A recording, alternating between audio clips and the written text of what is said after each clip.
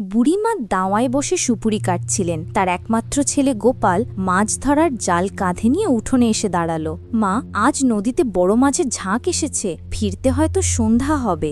গোপাল মায়ের আশীর্বাদ নিয়ে নদীর দিকে রওনা দিল। বাঁশঝাড়ের মধ্যে দিয়ে সরু পথ, দুপুরের রোদ পাতায় পাতায় গভীর ছায়া তৈরি করেছে। চারপাশটা কেমন যেন অস্বাভাবিক শান্ত। নদীর ধারে পৌঁছে গোপাল দেখল জলটা আজ অদ্ভুত কালো, স্রোতের শব্দ নেই, যেন নদীটা নিঃশ্বাস বন্ধ করে আছে। বিশাল এক বটগাছ তার ঝুড়ি নামিয়ে জলের উপর ঝুঁকে আছে, যেন কিছু পাহারা দিচ্ছে। মনে ভয় থাকলেও পেটের চিন্তা বড়। গোপাল তার ছোট ডিঙি নৌকা নিয়ে জলে জাল ফেলল। প্রথমবারেই জালটা অসম্ভব ভারী হয়ে উঠল। আনন্দে তার মুখ উজ্জ্বল হয়ে উঠল। আজ আর চিন্তা নেই। কিন্তু জাল নৌকায় তুলতেই তার হাসি মিলিয়ে গেল। মাছগুলো ছটফট করছে না, তাদের চোখে ভয়। আর জালের তলায় মাছের বদলে জড়িয়ে আছে মানুষের লম্বা চুলের মতো কালো শ্যাওলা। হঠাৎ জলের ভেতর থেকে দুটো জলজলে চোখ তার দিকে তাকালো। তারপর ধীরে ধীরে জলের তলা থেকে উঠে এলো এক শীর্ণ লম্বা অবয়ব। তার গা থেকে এষ্টে গন্ধ আর পচা জলের গন্ধ ভেসে আসছে। মাছ খেকো ভূত। ভূতটা তার লম্বা সরু হাত দিয়ে নৌকার ধার চেপে ধরল। তার মুখটা হাঁ হয়ে গেল, ধারালো দাঁতগুলো বেরিয়ে এলো। সে মাছগুলোর দিকে নয়, গোপালের দিকেই এগোচ্ছিল। গোপাল ভয়ে চিৎকার করে উঠল, কিন্তু পরক্ষণেই তার মায়ের মুখটা মনে পড়ল। সে হাতের কাছে থাকা মাছের ঝুড়িটা তুলে নিয়ে সোজা ভূতের মুখে ছুঁড়ে মারল। মাছের গন্ধে ভূতের মনোযোগ ঘুরে গেল। সে লোভীর মতো মাছগুলো খেতে লাগলো। এই সুযোগে গোপাল ইজব সেকচেস বৈঠা বেয়ে তীরের দিকে পালিয়ে গেল। যখন সে খালি হাতে ভয়ে কাঁপতে কাঁপতে বাড়ি পৌঁছালো, তখন গভীর রাত। বুড়িমা উঠোনে প্রদীপ নিয়ে ছেলের জন্য অপেক্ষা করছিলেন। ছেলেকে ফিরে পেয়ে তিনি তাকে বুকে জড়িয়ে ধরলেন। গোপাল সেদিন প্রাণে বেঁচে ছিল, কিন্তু সেই নদীর দিকে আর কোনোদিন ফিরেও তাকায়নি।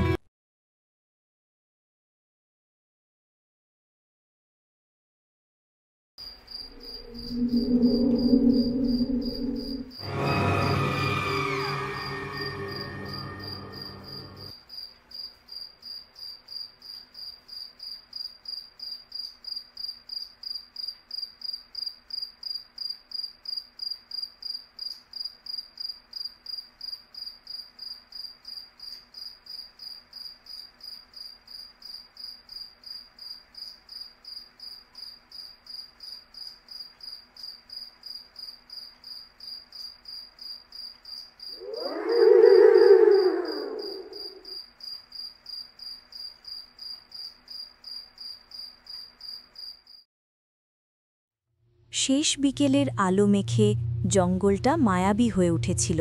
শুকনো পাতার উপর দিয়ে হেঁটে যাচ্ছিলেন বুড়িমা বিমলা, আর তার পেছন পেছন লাফাচ্ছিল তার নাতি অরুণ। বেশি দূরে যাসনে অরুণ, বিমলা বললেন। সন্ধে নামলে এ জঙ্গলে পথ চেনা দায়। অরুণের কানে দাদির কথা ঢুকলো কিনা বোঝা গেল না। তার চোখ আটকে গেছে এক অদ্ভুত সুন্দর নীল প্রজাপতিতে। এমন রং সে আগে কখনো দেখেনি। প্রজাপতিটা উড়ে উড়ে গাছের গভীরে ঢুকে যেতে লাগলো, আর অরুণও মন্ত্রমুগ্ধের মতো সেটার পিছু নিল। কাঠ কুড়ানো শেষ করে বিমলা সোজা হয়ে দাঁড়ালেন। অরুণ, অরুণ, কই গেলি? কিন্তু কোনো সাড়া নেই, শুধু ঝিঁঝি পোকার ডাক আর পাতার সরসর শব্দ। বিমলার বুকটা ছ্যাত করে উঠল। জঙ্গলের আলো দ্রুত মরে আসছিল। হঠাৎ অরুণের গলা শোনা গেল, দাদি, আমি এখানে। স্বস্তির নিঃশ্বাস ফেললেন বিমলা। আওয়াজটা ডান দিকের ঝোপটার আড়াল থেকে আসছে। তিনি দ্রুত সেদিকে এগিয়ে গেলেন। এই তো আমি আসছি দাদু ভাই, দুষ্টুমি করিস না। কিন্তু ঝোপের আড়ালে কেউ ছিল না। জায়গাটা একদম ফাঁকা। বিমলা অবাক হয়ে দাঁড়ালেন। ঠিক তখনই আবার অরুণের গলা, এই দিকে দাদি। এবার আওয়াজটা এলো আরও গভীর জঙ্গল থেকে, তার বাঁ দিক থেকে। বিমলার বুকের ভেতরটা ভয় ঠান্ডা হয়ে গেল। অরুণ, খেলা করিস না, ভয় করছে আমার, বিমলা কাঁপা গলায় বললেন। কিন্তু উত্তর এলো না। কিছুক্ষণ পর আবার সেই ডাক, আরও দূর থেকে, যেন কেউ তাকে ইচ্ছে করে জঙ্গলের গভীরে নিয়ে যেতে চাইছে। বিমলা উপায় না দেখে সেই আওয়াজ অনুসরণ করতে লাগলেন।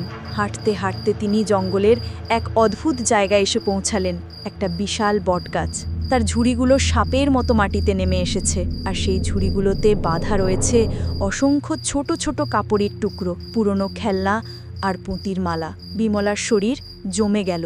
তিনি বুঝতে পারলেন এটা কোনো সাধারণ গাছ নয়। ঠিক তখনই গাছটার ভেতর থেকে একটা ফিসফিসানি ভেসে এলো। একটা নয়, অনেকগুলো বাচ্চার গলার আওয়াজ। তারা সবাই একসাথে ডাকছে, দাদি, মা, বাবা। সেই সম্মিলিত কণ্ঠস্বরের মধ্যে বিমলা অরুণের গলাটাও স্পষ্ট শুনতে পেলেন। তিনি পাগলের মতো গাছের দিকে ছুটে যেতে চাইলেন, কিন্তু তার পা দুটো যেন মাটিতে আটকে গেছে। একটা ঝুড়ির দিকে তার চোখ পড়ল। সেখানে নতুন একটা কাপড়ের টুকরো বাঁধা, অরুণের জামার নীল কাপড়ের টুকরো। জঙ্গলের অন্ধকার তাকে পুরোপুরি গ্রাস করে নিল। বিমলা সেখানেই বসে রইলেন, পাথরের মতো।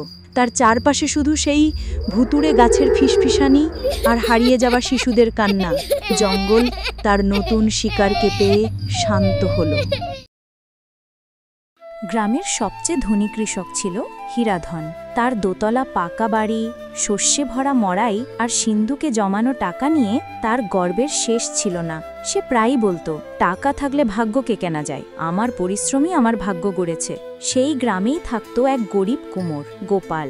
তার ছিল একটা মাটির ঘর আর তার হাতের শিল্প। সে সারাদিন চাকা ঘুরিয়ে মাটির পাত্র বানাতো আর অল্প আয়েই সন্তুষ্ট থাকত।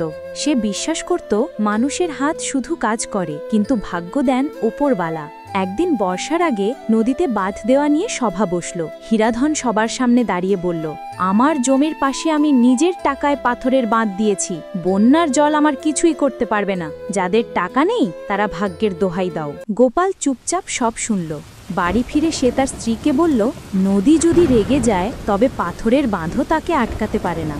চলো আমরা আমাদের দরকারি জিনিসপত্র আর কিছু শুকনো খাবার উঁচু টিলার মন্দিরের কাছে রেখে আসি।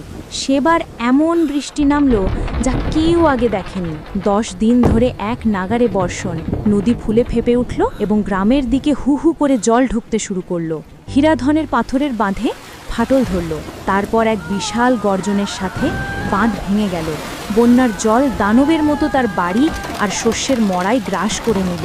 তার সব সম্পদ জলের তলায় তলিয়ে যেতে লাগলো। অন্যদিকে গোপাল এবং তার পরিবার উঁচু টিলার মন্দিরে আশ্রয় নিয়েছিল। তাদের মাটির ঘরটা জলের তোড়ে ভেসে গিয়েছিল, কিন্তু তাদের জীবন বেঁচে গিয়েছিল। গোপাল দূর থেকে দেখল হীরাধনের বাড়িটা ডুবতে বসেছে। হীরাধনের সব টাকা, সব সম্পদ শেষ। সে তার পরিবারের সাথে বাড়ির ছাদে আশ্রয় নিয়েছে, কিন্তু জল ক্রমশ বাড়ছে।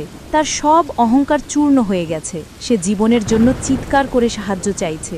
গোপাল আর গ্রামের কয়েকজন মিলে একটা ছোট ডিঙ্গি নৌকা নিয়ে উত্তল স্রোতের বিরুদ্ধে লড়াই করে হীরাধনের বাড়ির দিকে এগিয়ে গেল। অনেক চেষ্টার পর তারা হীরাধন ও তার পরিবারকে উদ্ধার করল। বন্যা থেমে যাওয়ার পর নিঃস্ব হীরাধন গোপালের সামনে এসে দাঁড়ালো। তার চোখে জল। গোপাল তার কাঁধে হাত রেখে বলল, টাকা ঘর বানাতে পারে, কিন্তু ভাগ্য জীবন বাঁচায়। আজ আমরা সবাই বেঁচে আছি, এটাই সবচেয়ে বড় ভাগ্য। চলুন সবাই মিলে আবার গ্রামটাকে গড়ে তুলি। পশ্চিমবঙ্গের এক নিস্তব্ধ নদীপাড়ের গ্রাম বিষ্ণুপুর ঘাট। পেছনে নদী, সামনে সবুজ ধানক্ষেত, বাতাসে কুয়াশা আর ঝিঁঝির ডাক। ভূত চতুর্দশীর এই রাতে এক পুরনো মাটির বাড়ির উঠোনে তরুণী নয়না একে একে 14টি প্রদীপ জ্বালাচ্ছিল। তার পাশে বসেছিল ছোট ভাই রবি, 10 বছরের এক চঞ্চল ছেলে। তার চোখে ভয় আর কৌতূহল। দিদি, ভূতেরা কি সত্যি আসে আজ রাতে?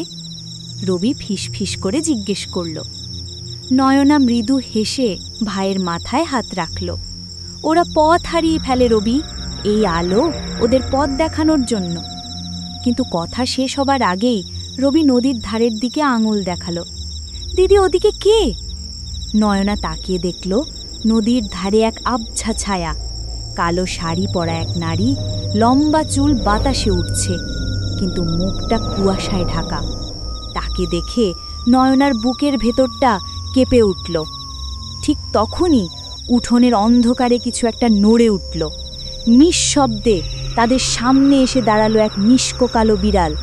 তার শরীর রাতের সঙ্গে মিশে গিয়েছিল, শুধু জলজল করছিল তার দুটো চোখ, অদ্ভুত লাল আভা, যেন দুটো আগুনের গোলা। রবি ভয়ে চিৎকার করে পিছিয়ে গেল। নয়না ভাইকে নিজের কাছে টেনে নিল। তার গলা শুকিয়ে গিয়েছিল। সে কাঁপা কাঁপা গলায় বলল, ওকে ছো না রবি, ও মানুষ নয়।